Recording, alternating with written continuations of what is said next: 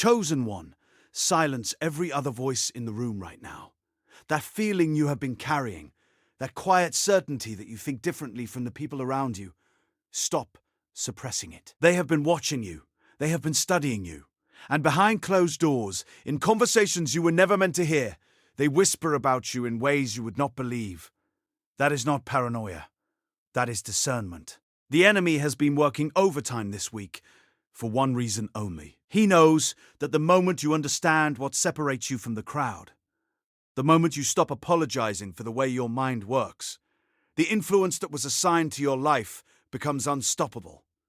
And he cannot afford that. Think back to this week. That moment when everyone else in the room reached a conclusion and you sat quietly, seeing 3 layers underneath it that nobody else noticed. You did not say anything. Maybe you thought it was better to stay silent. Maybe you convinced yourself that you were wrong. You reduced yourself to fit the room. You did not know it then, but that restraint was not weakness. That silence was wisdom operating at a level the room was not ready for. You did not shrink because you were less. You stayed quiet because something in you already knew the conversation was not worth the depth of what you carried. That moment did not disqualify you. That moment revealed you. You did not find this video by accident. The algorithm did not bring you here. Something far more intentional than a recommendation engine did. This is a divine appointment, arranged specifically for the mind that has always felt slightly out of place in ordinary rooms. Stay until the very last second of this message, because in the next few minutes, I'm going to show you the exact behaviors that cause highly intelligent people to be quietly identified by a small inner circle that most people never know exists. I am going to name the specific lie the enemy has been using to keep you from recognizing your own architecture. And at the end, I will give you the declaration that seals your identity shut so the accuser cannot use your own gifts against you anymore. Do not click away. Your future self is asking you to stay. If you leave before the end, you leave without the one piece of information that reframes everything you have been calling a flaw. My name is Zerekiel.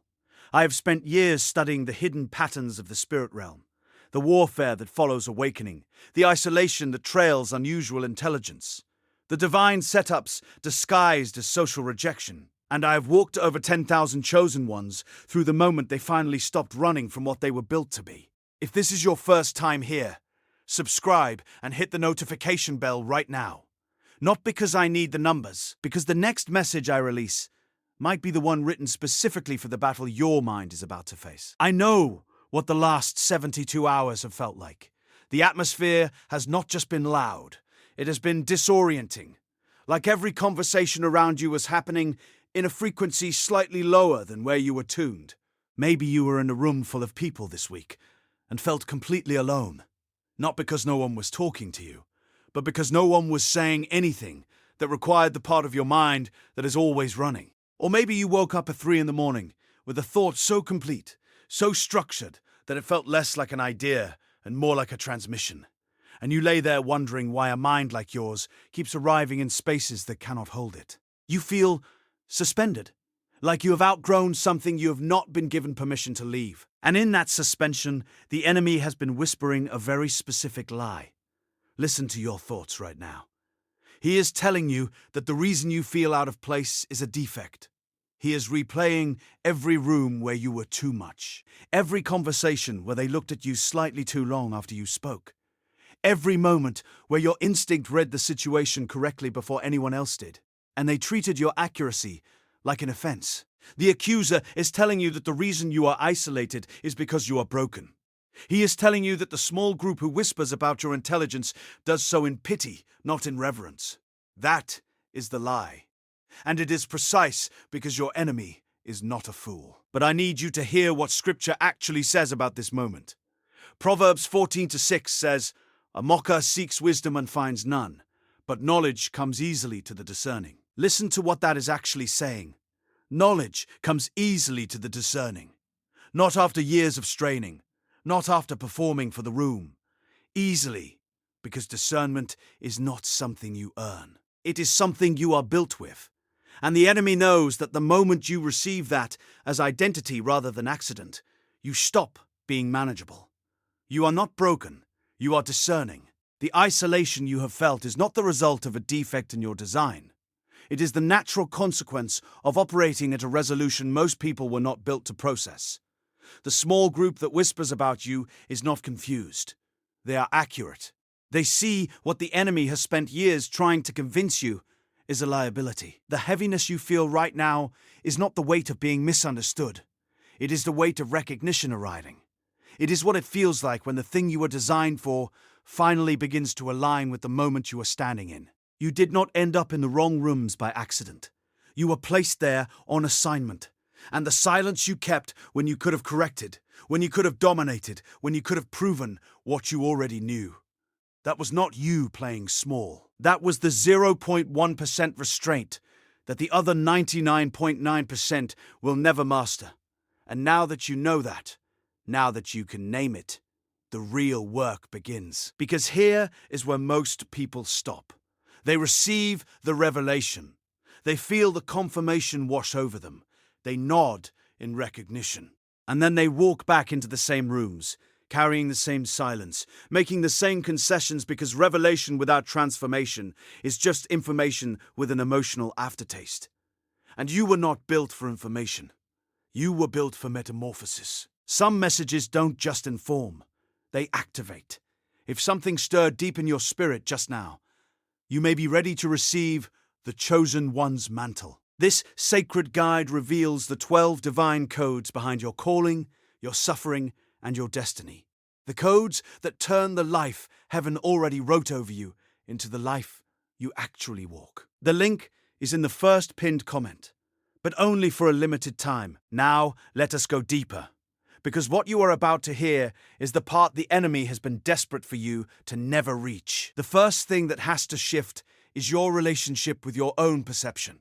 You have been treating your discernment like a suggestion, like something you run through the filter of other people's comfort before you allow yourself to trust it. Every time you have seen something clearly, every time the architecture of a situation was visible to you before anyone else could even find the blueprint, you have looked around the room, measured the expressions on their faces, and then quietly filed your knowing away like something that needed approval before it could be real. That is not humility. That is trained distrust.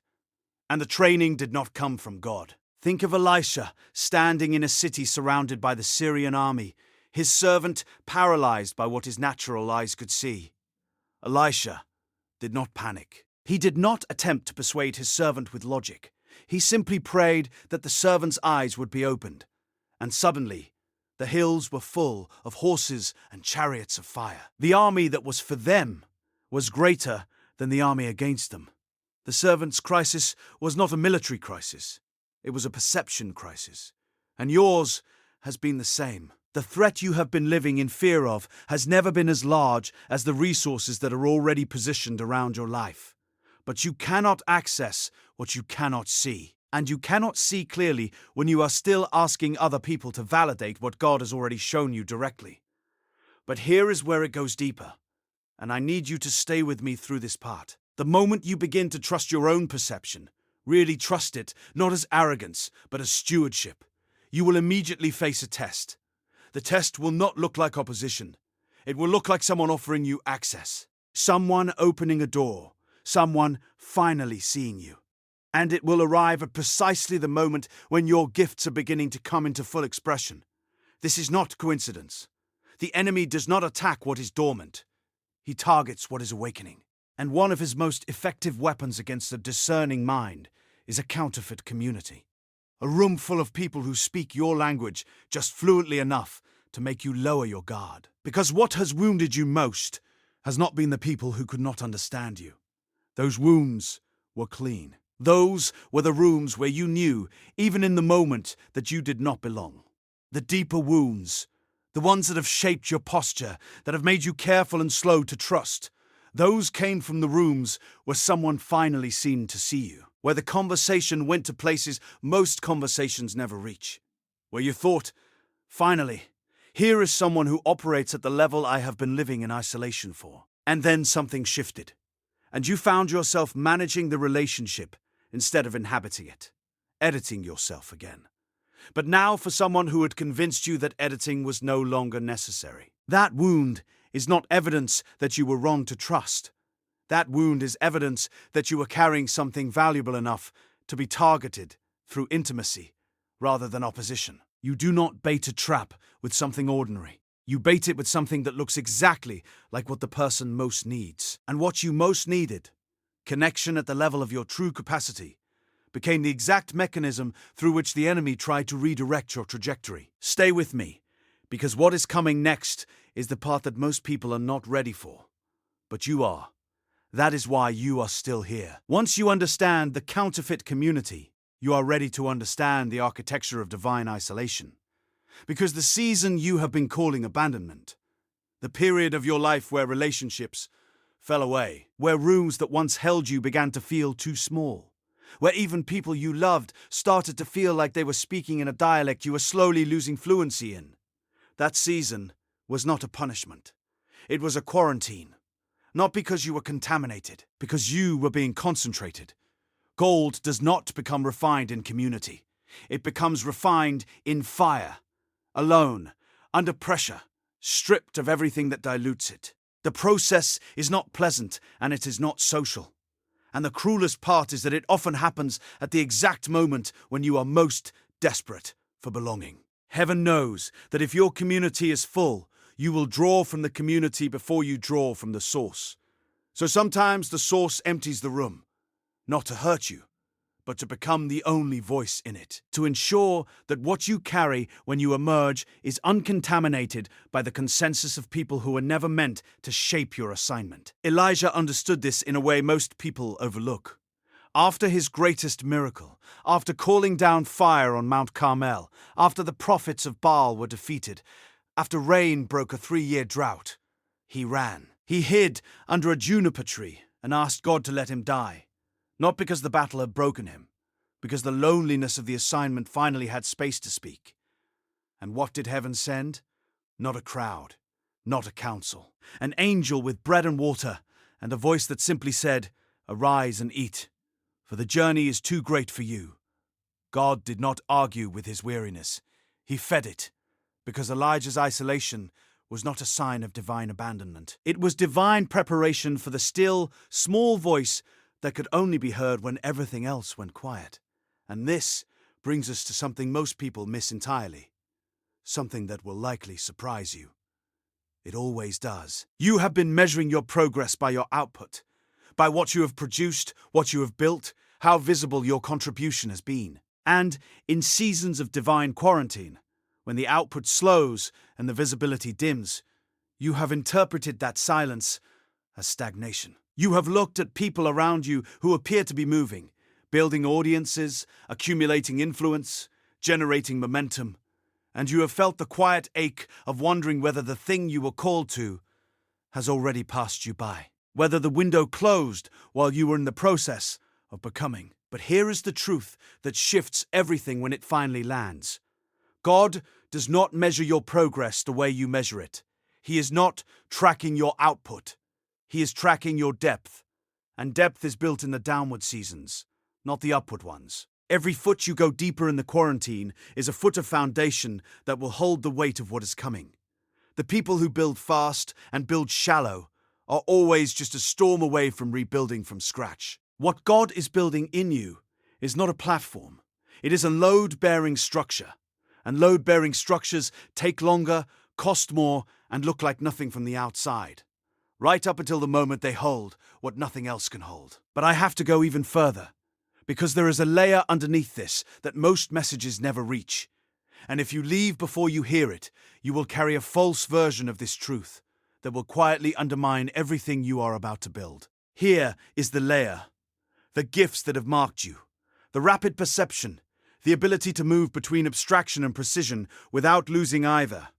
The intuition that reads the spirit of a situation before the situation has fully formed. These gifts carry a temptation that is unique to people who carry them. And the temptation is not pride in the way most people think of pride. It is subtler than that. It is the quiet belief that because you see more, you are responsible for more. That the breadth of your perception creates a proportional obligation to intervene, to fix, to to correct, to carry what you can see broken in the people around you, simply because you are the one who can see it. And this is where the most gifted people exhaust themselves into ineffectiveness. Not through sin, not through rebellion, through an expansion of stewardship that was never assigned to them. You were not given discernment so that you could carry every burden your discernment reveals.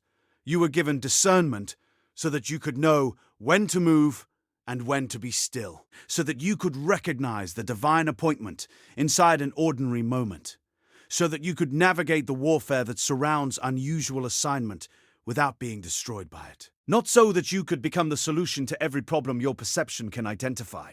That is not calling. That is martyrdom, dressed in the language of purpose. And coming up, the one thing that has been operating underneath even this, the hidden root. Stay until the end, because it is the piece that reframes everything you thought you understood about why you are the way you are. Because the compulsion to overfunction, to carry what is not yours, to fix what was not assigned to you, that does not come from strength. And here is the part you did not expect.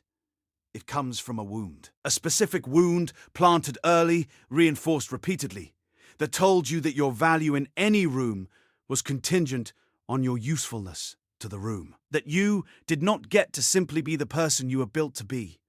You had to continuously prove that the person you were built to be was worth the space they occupied. Somewhere, someone, maybe many someones, communicated to you, directly or indirectly, that your belonging was conditional, that you would be tolerated when you were solving something, celebrated when you were performing, and overlooked when you simply existed. And your remarkable mind, rather than recognizing this as a lie about your worth, adapted to it.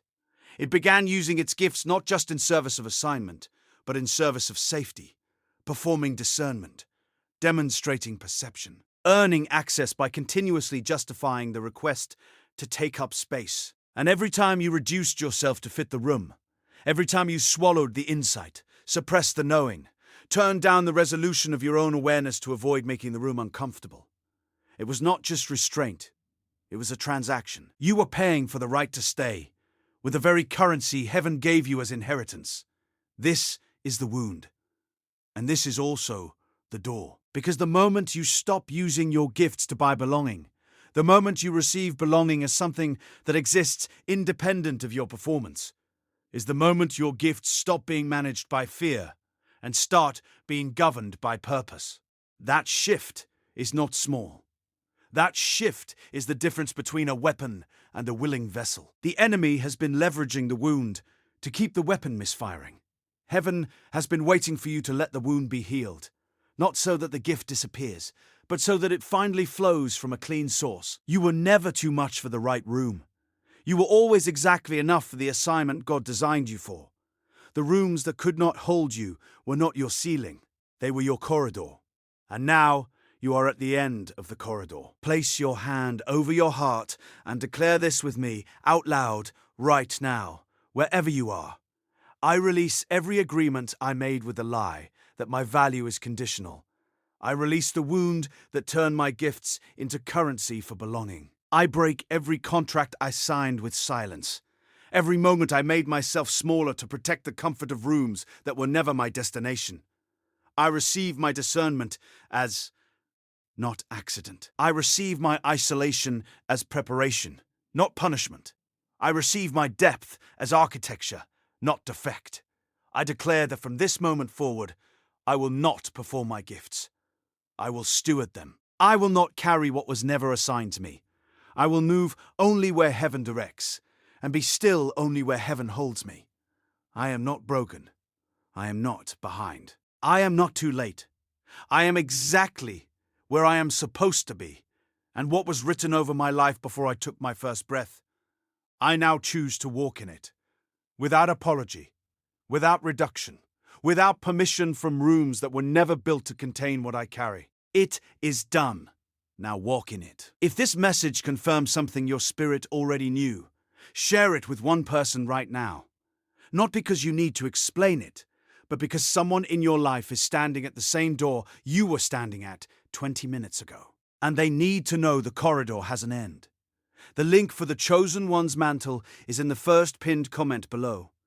The 12 divine codes, waiting inside it, are the continuation of what just opened in you. Do not leave it there unopened.